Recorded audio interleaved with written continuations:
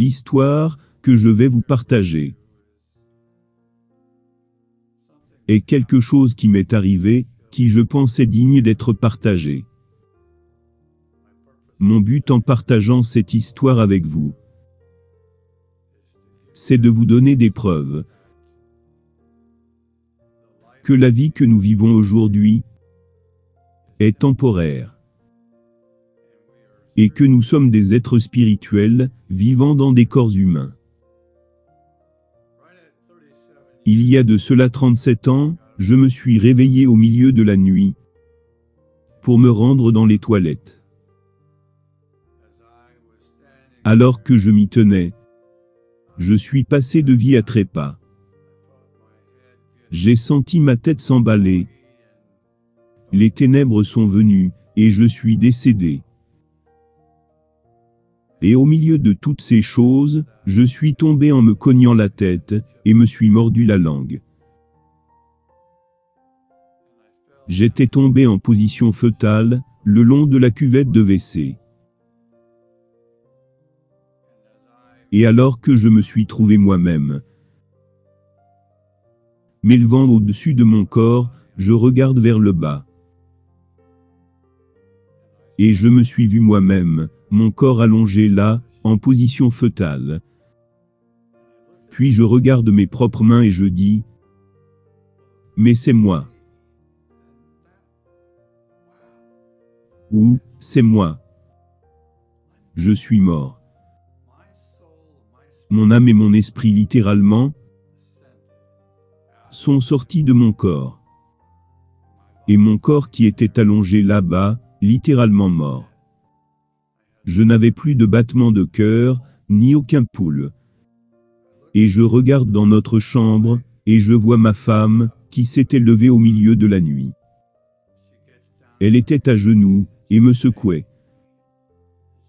Elle disait, « Dan, réveille-toi, réveille-toi. » Et mon fils aussi s'était levé. Il se tenait aussi sur moi. Je regardais vers le bas et je disais, « Ne savent-ils pas que je suis mort ?» Et je continuais à m'élever, et je touchais encore mes mains, et ma tête. J'avais des mains, réelles, j'avais une tête, je pouvais penser, je ressentais des choses. Mon être avait cette sensation qui était au-delà de toute explication.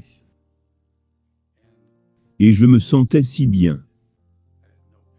Je n'avais plus aucune douleur, aucune misère, aucun trouble, aucune pensée de quoi que ce soit, rien qu'un pur bonheur, et un état d'esprit euphorique. Puis j'ai senti une présence. Et je me suis tourné. Et j'ai vu un groupe de personnes, entre 30 à 40 personnes. Des personnes qui me connaissaient, et qui me souhaitaient la bienvenue. Je ne pouvais pas mettre des noms sur leur visage, mais je savais que je les connaissais, et qu'ils me connaissaient. Ils me consolaient, et me souhaitaient la bienvenue. Et puis derrière eux, il y avait une lumière. Une lumière vraiment très brillante. Une lumière qui était très intense, mais qui ne m'aveuglait pas, comme cela se passe habituellement. Et elle continuait à devenir de plus en plus proche. Et alors qu'elle était arrivée derrière les personnes qui étaient là et me regardaient, j'ai pu y voir la silhouette du Christ. J'étais complètement émerveillé, parce que j'ai su alors que j'étais au ciel. Ces personnes se sont écartées, puis la silhouette du Christ est devenue plus réelle pour moi. Et j'ai pu voir le vrai visage de Dieu le Christ. J'ai littéralement vu sa barbe, j'ai vu sa tête, j'ai vu sa tunique blanche, sa robe. Il brillait de cet éclat translucide et de force. J'étais émerveillé. Et il m'a parlé. Ce n'était pas des mots audibles sortant de la bouche, c'était une voix interne. Et il m'a demandé, veux-tu retourner? Il m'a parlé juste comme ça. Veux-tu y retourner? Et j'ai demandé, est-ce que j'ai le choix? Il m'a dit, oui.